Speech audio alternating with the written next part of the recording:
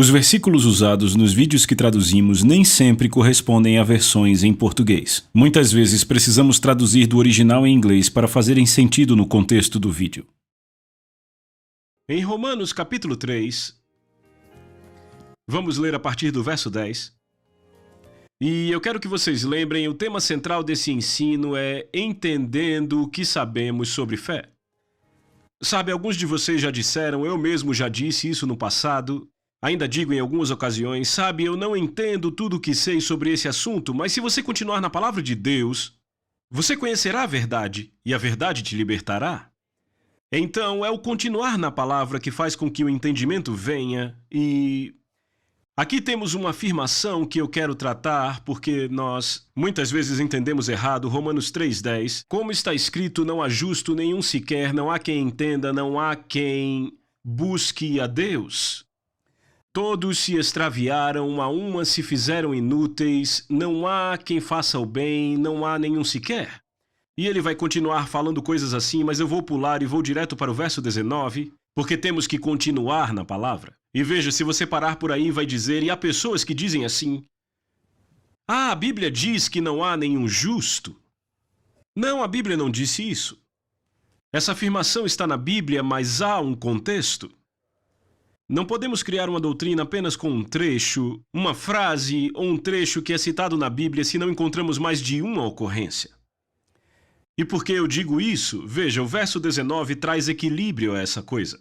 Ora, sabemos que tudo o que a lei diz, aos que vivem na lei o diz, para que se cale toda a boca e todo o mundo seja culpável perante Deus. Não há ninguém justo em si mesmo. Sabe, a Bíblia diz que a justiça do homem é como trapo de imundícia. Então veja, pessoas entenderam tudo isso errado há algum tempo atrás, e eu percebo que agora está voltando de novo.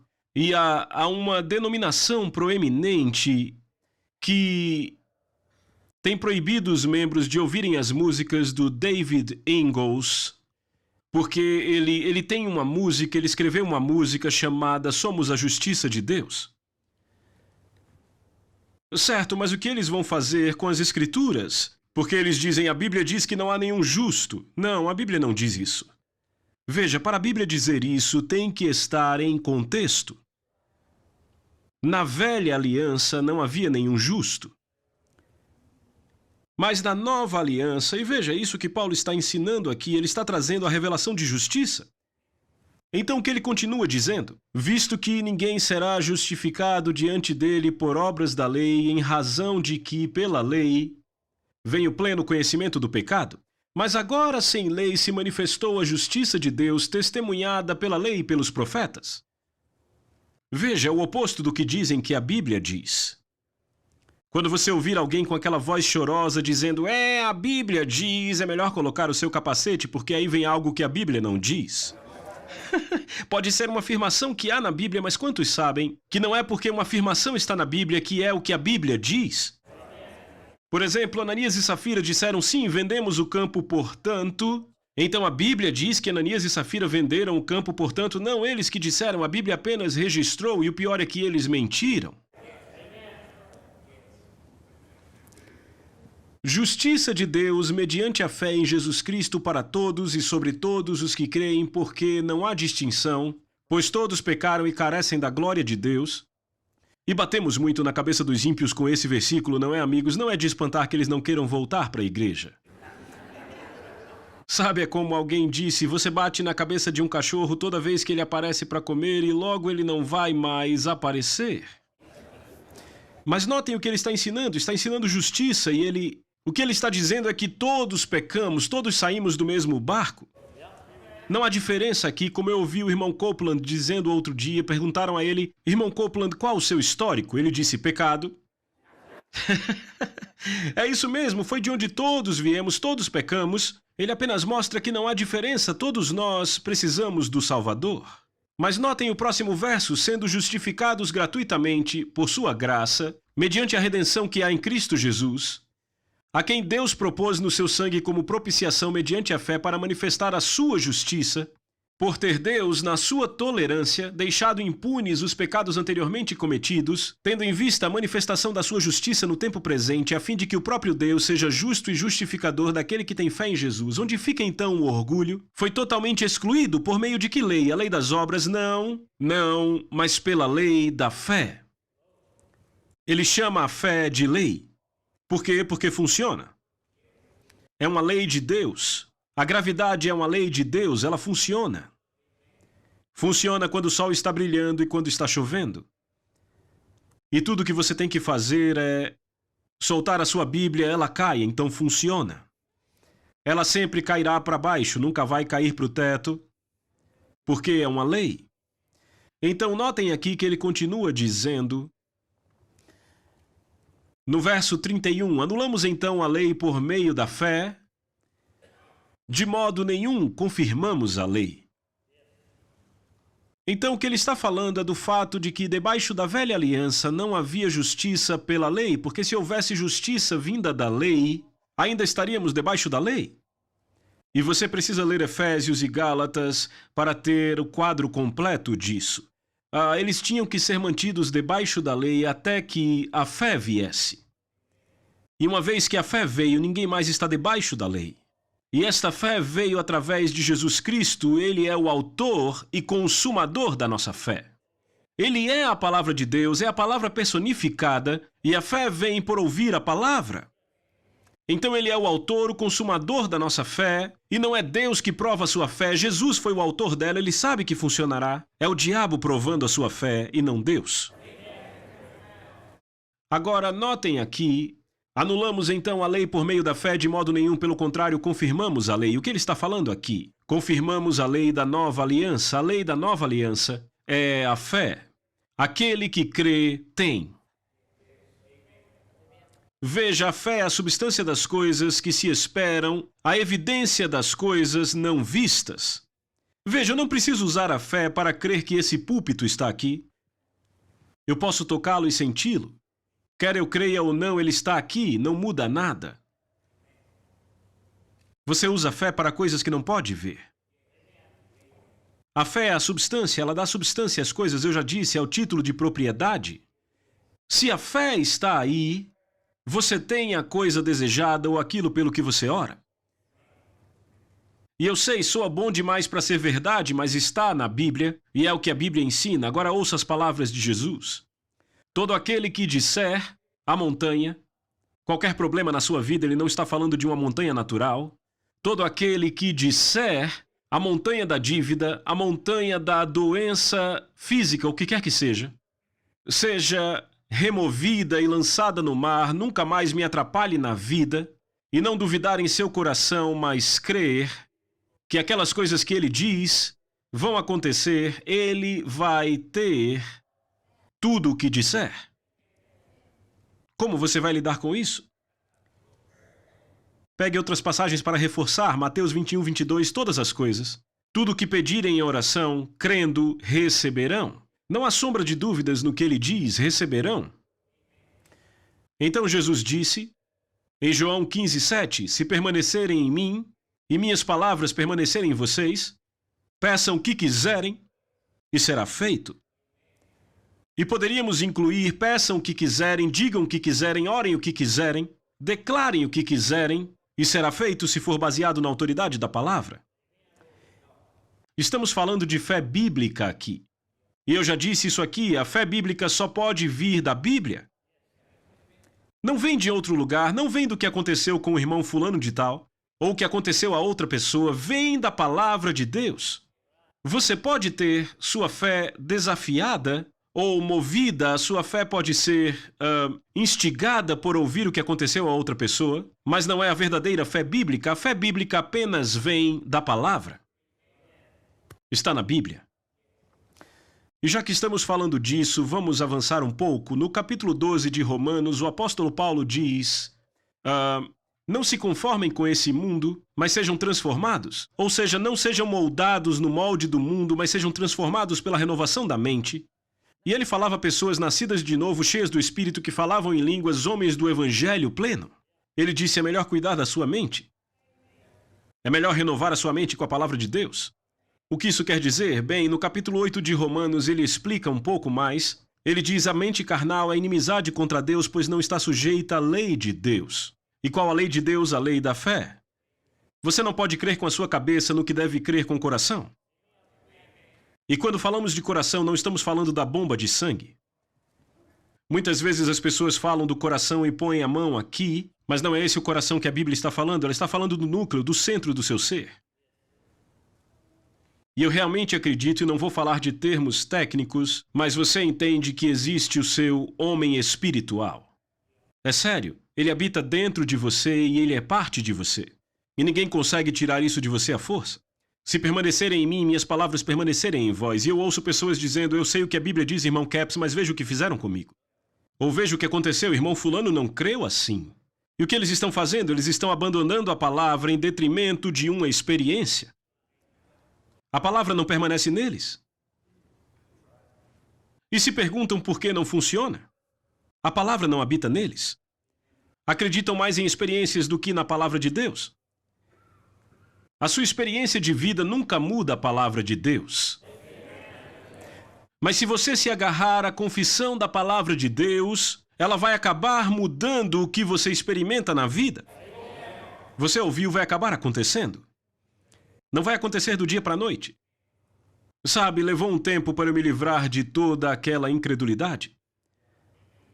Quando eu encontrei essa palavra da fé, eu estava como aquela imagem daquele gatinho pendurado na ponta da corda, que diz: segure firme, baby. Rapaz, eu vou dizer, eu estava realmente na pontinha da corda quando eu encontrei essa mensagem. E eu disse: tem que funcionar, é isso mesmo, é isso mesmo. E eu não precisei ouvir mais do que uma vez. E sabe, nunca me ocorreu que poderia não funcionar. Porque Jesus disse que funcionaria. Ele disse: todo aquele que disser. Agora veja, o pastor ali mencionou o livro do irmão Reagan, Pensamento Certo, ou...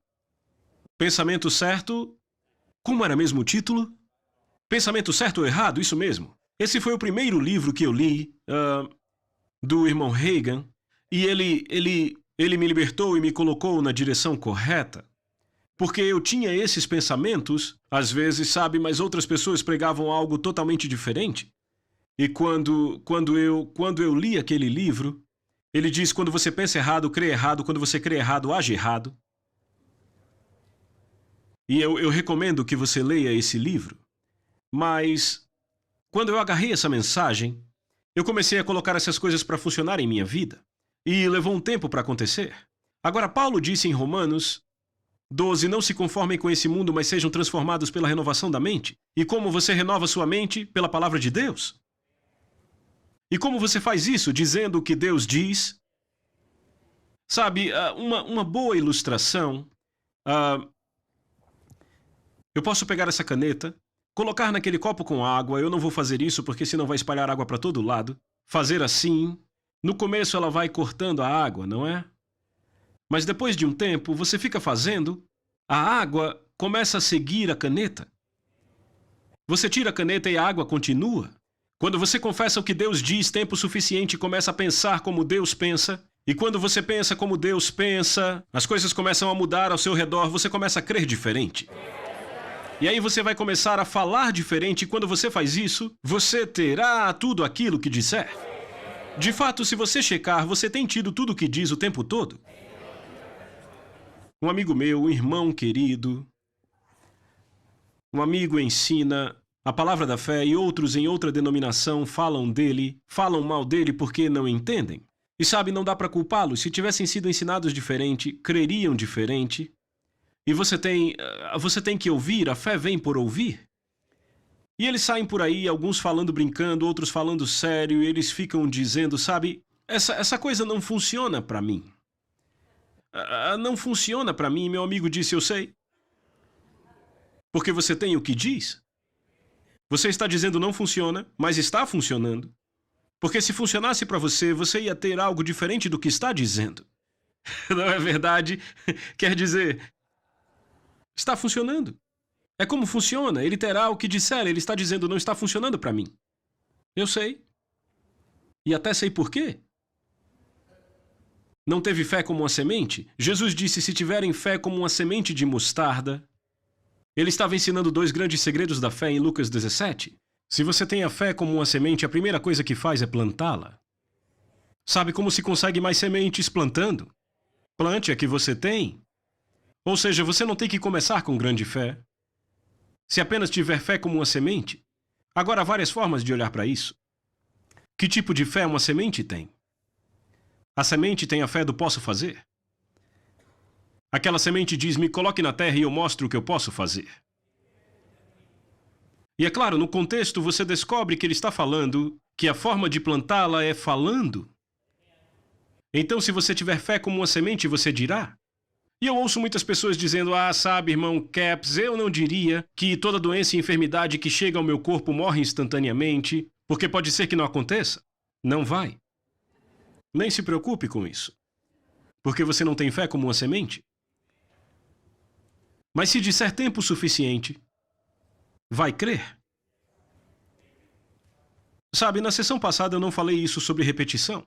Na escola nos levantávamos para falar a tabuada, vez após vez, até sabermos ela de cor, em inglês com o coração. Então eles sabiam que o que você fala com a sua boca vai para o coração.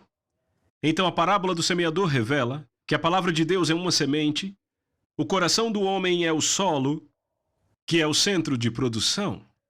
O que determina o que é produzido por este solo? A semente que você planta.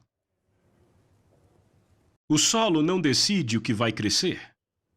Eu fui fazendeiro por 29 anos e eu sabia disso. Você não vai e planta soja. Sabe, eu usava uma plantadeira e na primavera eu perdia 7, 8 quilos operando a plantadeira, porque tínhamos o solo macio de um lado do campo e o solo duro do outro lado. Você ajusta a plantadeira. Na parte mais macia ficava mais correto, embora a gente tivesse que correr atrás da plantadeira cavando para que ficasse certinho, e no outro lado mais duro ficava mais ou menos nessa altura para ficar equilibrado. E eu nunca cavei na terra e eu vi aquela terra dizer, não vamos dar soja dessa vez, vamos dar pepinos e bananas. Não podia fazer isso porque a semente tem domínio sobre o solo. Então as palavras que você está falando têm domínio e o seu coração, o seu espírito vai te guiar, te fazendo estar no lugar certo, na hora certa, ou na hora errada, no lugar errado, dependendo do que você está plantando. E eu sei que há pessoas que discordam disso, elas dizem, não, o seu coração, o seu espírito nunca pode te guiar errado. Então por que Jesus estaria usando a parábola do solo e da semente para trazer essa revelação? Não dá para ser mais preciso que isso. A semente sempre tem domínio sobre o solo nunca tem domínio sobre a semente. Então, o solo fará a mesma coisa a uma pedra do que ele faz a uma semente, mas a pedra não produzirá nada. Não há vida nela. Mas o DNA de Deus está na palavra de Deus, e você a planta no coração e ela vai produzir. E você não sabe necessariamente como isso funciona. Você só precisa pegar a revelação que a mãe de Jesus, Maria, teve no casamento em Caná da Galileia. Sabe, você pode não lembrar de nada da pregação de hoje, mas essa pequena pregação, que foi pregada, uma das maiores pregações na Bíblia inteira, e muito pouco se diz sobre ela. Quando precisaram de um milagre, ela disse a eles, tudo aquilo que ele disser a vocês, façam. E amigos, esta foi uma das pregações mais impressionantes na Bíblia inteira. Tudo aquilo que ele disser a vocês, façam. 8 palavras que mudam sua vida. Pegue sua Bíblia, leia o que está em vermelho e o que ele disser para fazer, faça. Muda sua vida para sempre. Por causa da lei da fé. Então Paulo continuou dizendo em Romanos 12, não se conformem com esse mundo, mas sejam transformados pela renovação da sua mente. Ou seja, diga o que Deus diz para você, creia nisso e pense como Deus pensa. Ele diz, Deus concedeu a cada homem a medida da fé. Deus não deu mais fé a Oral Roberts do que deu a você? Ou a Kenneth Copeland mais fé do que deu a você? Ele deu a cada homem a medida da fé. Mas o problema é que entendemos errado qual foi a medida. Ele não disse uma medida, ele disse a medida. Agora, isso não significa que você tem toda a fé que eles têm já quando nasce de novo, e eu sei que algumas pessoas veem por esse ângulo e eu até entendo elas. Você tem a habilidade, quando nasce de novo, de crer na palavra de Deus. Mas como se mede a fé? Você tem uma trena? Ou você tem uma fita ou um metro? A única forma de medir a fé é por quanta palavra há em você. A fé vem pela palavra. A fé reside na palavra de Deus. A fé reside nessa palavra bem aqui, neste livro. Então qual é a medida da fé? Está bem aqui, isso é tudo que há da fé bíblica. Nas páginas desse livro, e Deus concedeu esta palavra para todas as pessoas. Mas quanto dessa palavra você tem em você? Veja, quando a pessoa nasce de novo, ela só precisa conhecer uma passagem. Se com a boca você confessar Jesus como Senhor e em seu coração crer que Deus o ressuscitou dentre os mortos, será salvo. Pode ser a única passagem que você conheça quando nasce de novo, mas a fé nela te faz nascer de novo. Mas como é possível ter toda a fé que existe apenas conhecendo uma passagem, pois a fé vem por ouvir a palavra? Veja, você pode ter grande fé sobre o novo nascimento e nenhuma fé na cura. Sabe, existem pessoas que levam outras ao novo nascimento e é impressionante. Pessoas nascem de novo às centenas, porque elas as levam a seguir aquela estrada em Romanos para testemunhar, mostram a passagem a elas, as passagens que fazem com que tenham fé para nascer de novo. Mas então, em outra área, a respeito de finanças ou cura ou outra coisa, elas dizem, sabe, Deus não está interessado nas suas finanças. Uma pessoa me perguntou uma vez, você não é desses que ficam orando por finanças, não é? Eu disse, sim, sou. Ele disse, eu achava que a Bíblia dizia para você não orar por coisas financeiras. Eu disse, a Bíblia de quem você tem lido? Diz que todas as coisas que você desejar, quando orar, creia que recebeu e você as terá? Bem, a verdade é que ele não vinha lendo a Bíblia de ninguém. Tudo o que ele sabia da Bíblia foi o que alguém disse que achava que tinha ouvido alguém dizer que a Bíblia disse. E foi conduzido ao erro. Então, se ele deu a cada homem a medida da fé, ele deu a sua palavra à humanidade, esse é o manual final do fabricante.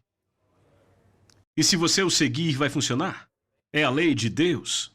É a perfeita lei da liberdade. A razão pela qual é chamado de perfeita lei da liberdade é porque você não pode abusar da lei da fé. Sabe, eu não posso orar para que o pastor perca a sua carteira, eu vou encontrá-la, haverá dinheiro e isso vai suprir as minhas necessidades. Meu coração vai me condenar e a fé não vai funcionar. Veem do que eu estou falando? É claro, não fazemos isso, mas às vezes acontece. Porque uma vez uma pessoa disse ao irmão Happy Caldwell, ela disse, irmão Caldwell, quer saber, essa coisa de fé não funciona. A confissão não funciona. Ele disse, por que você diz isso? Ele disse, eu disse 300 vezes num dia, eu tenho um carro novo e não consegui. Veja, ele só tinha a fórmula. Ele não tinha o princípio. Ele só tinha a fórmula. E sabe, eu fico pensando em pessoas assim e penso, quando elas acordam, como é que elas acham o chão? Eu acho que elas pulam na parede e acabam escorregando para o chão, sabe? Ele achou que ia conseguir só porque falou? Não, não vai acontecer só porque você disse. Mas o dizer está envolvido no fazer acontecer. Primeiro você tem que crer sem duvidar no seu coração e crer que o que você diz vai acontecer. E então você terá tudo aquilo que diz, ou seja, sua mente tem que ser renovada pela palavra. Os primeiros estágios da confissão da palavra de Deus fazem muito pouco a não ser renovar a sua mente, o que faz a fé vir. Fazem muito pouco sobre mudar circunstâncias. E esse é um dos elos perdidos na conexão da fé. E veja, você deve aprender que tudo isso vai junto. Veja, eu já estou ensinando essa mensagem há quase 30 anos. E a gente aprende alguma coisa nesse período de tempo. E hoje já aparecem alguns pequenotes aí dizendo, eu já sei pastorear. Não, mas somos gratos a Deus porque a palavra é a autoridade final sobre esse assunto, entendem? Mas vejam, ao falar a palavra de Deus, você ouve a sua voz falando a palavra de Deus. E a fé vem por ouvir. A Souza Produções convida você a se tornar um patrocinador. Semeie no nosso ministério. Com a sua oferta poderemos produzir muito mais vídeos. Este é um ministério independente e, por isso, precisa da sua participação. Inscreva-se no canal e compartilhe os vídeos. Seja um multiplicador desta visão.